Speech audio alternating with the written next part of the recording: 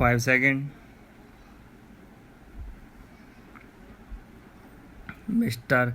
Deputy Chairman, let this opportunity to draw the attention of the government and also of the House to some of the important factors and the vital situation that is obtaining in the country today. The prices of essential commodities are soaring up like anything. The prices of even food grains and edible oils are increasing day by day, and the life of the common man is becoming miserable.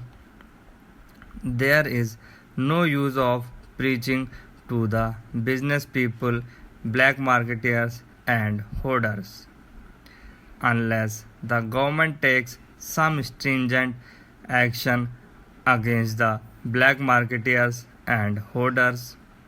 I do not think the business community, which is bent on making money only, interested in its business of making money. The business community is not there to do any social service to the people. They are there only to make money. As such, black marketeers and hoarders should be punished, and I may even ask why the MISA should not be used against such undesirable elements in this country. When the Congress government used the MISA against black marketeers and hoarders, the opposition parties and political leaders wanted all the political leaders to be released from jail, and not a single political leader should be kept inside the jail in the name of black marketing. But at the same time, they never wanted the undesirable elements to be let out. Now, I appeal to the government to find out whether undesirable elements like black marketeers and hoarders could be booked.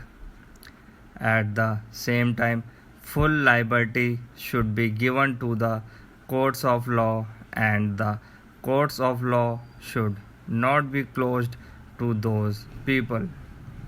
Now we find the Prime Minister of the country making appeals to the business people.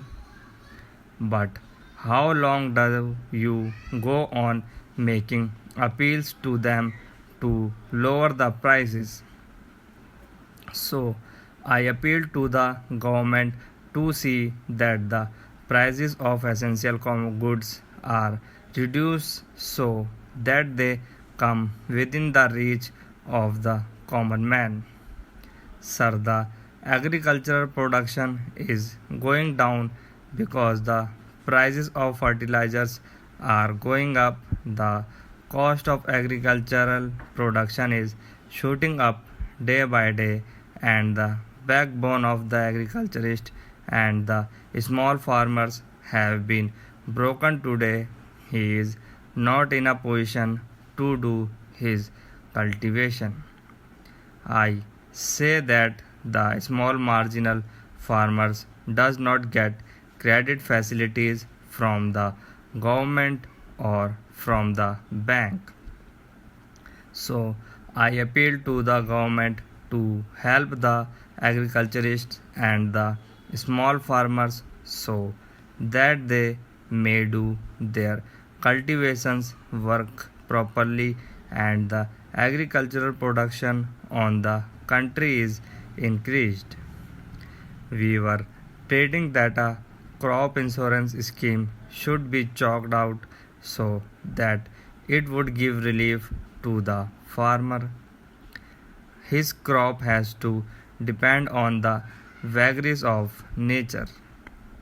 Sometimes they are drought and sometimes they are heavy floods and all that.